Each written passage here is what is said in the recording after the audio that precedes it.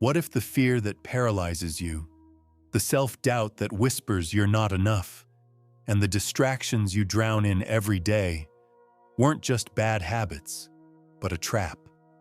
What if there is a devil, and he already has a hold on you? This isn't some fire and brimstone sermon, it's a wake-up call. Because in 1938, Napoleon Hill sat down to have a conversation with the devil himself. And what he discovered changes everything. Outwitting the Devil is one of the boldest books ever written about human potential and the forces that oppose it. But here's the twist. It was hidden for over 70 years. Hill's family and publishers feared it was too controversial, too dangerous. Because in it, Hill doesn't just describe fear. He interviews it. He gives it a voice. The devil confesses how he enslaves most of humanity, not with horns or flames, but with fear, distraction, and conformity. And his greatest weapon? Drifting. This dialogue is not religious. It's psychological.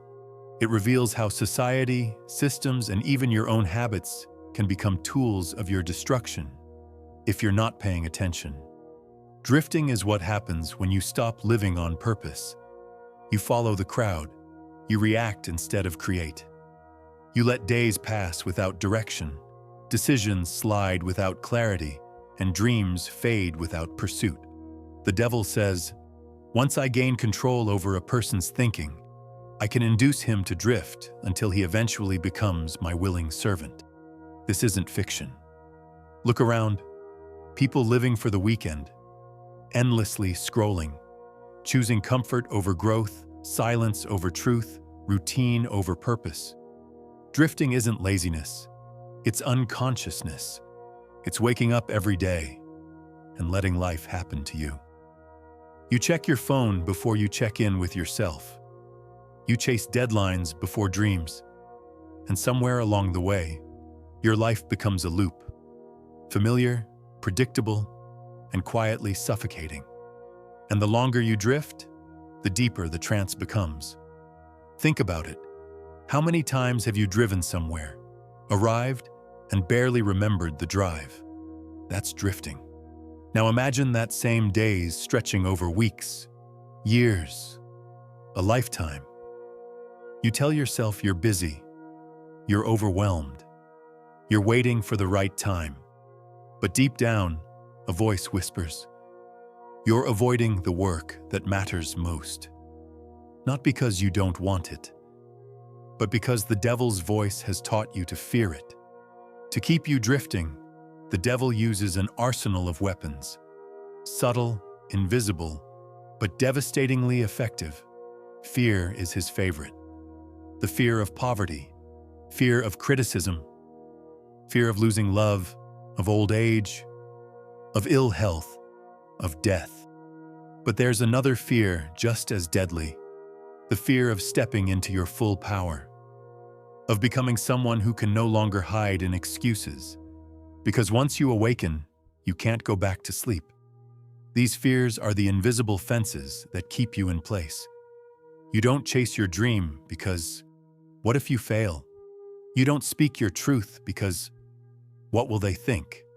And every day you delay, your future pays the price. Then there's procrastination, the art of postponing your power. I'll start tomorrow becomes your lullaby. You put off action, one safe delay at a time, until your potential rusts into regret. And behind it all is hypnotic rhythm. Hill's term for the patterns we fall into so deeply, they become automatic. Wake, scroll, work, sleep, repeat. It's not that you can't change. It's that your rhythm won't let you. The devil doesn't need to defeat you with force. He just needs you to never fully wake up. So how do you outwit the devil? You develop what Hill calls definiteness of purpose. Clarity so sharp, it cuts through confusion. A mission so personal and specific that it becomes your compass in the storm. Most people never decide what they want. They drift through education, relationships, careers, always responding, never choosing. But those who beat the devil, they choose. They define their aim in life, discipline their thinking, and take action, even when afraid. This is the first step toward freedom, choosing your path rather than inheriting one. Clarity is power, and without it, your energy scatters across distractions, doubts, and detours that were never yours to begin with. Purpose doesn't have to be grand or public. It has to be yours. It could be writing your book, starting your business, raising your daughter with love and presence, healing your trauma, becoming fully alive. What matters is that it wakes you up in the morning and pulls you forward through resistance.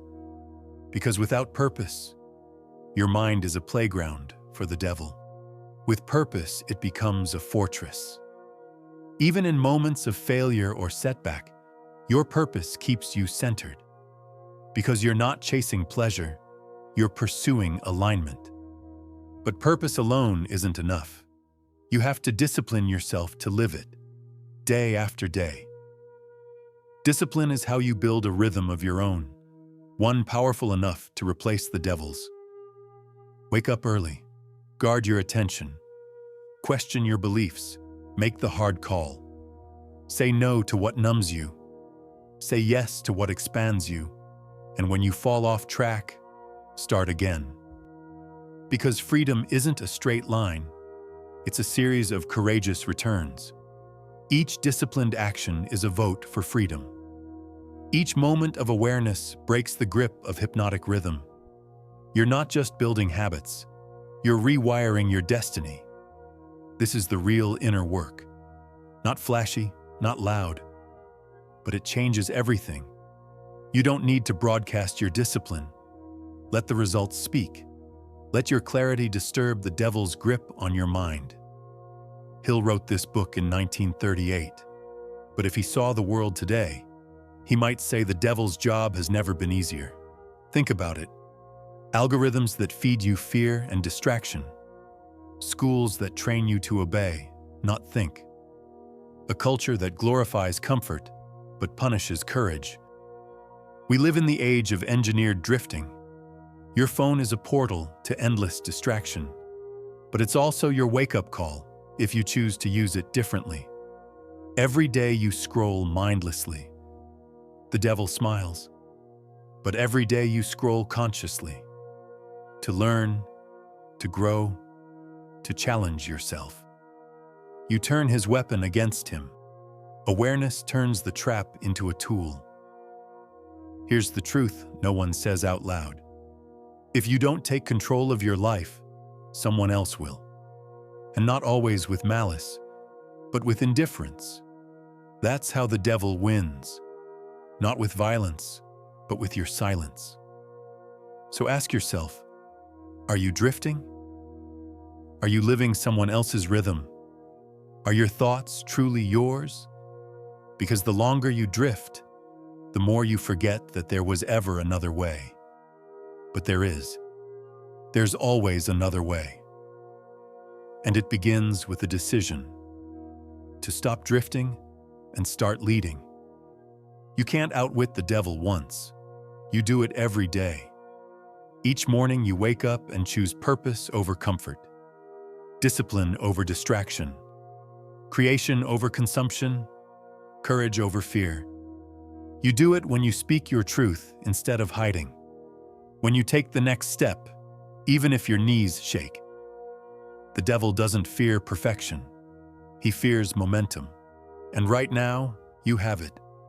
This is your invitation to stop drifting and start deciding. Because your mind is a battlefield, and your freedom is worth the fight.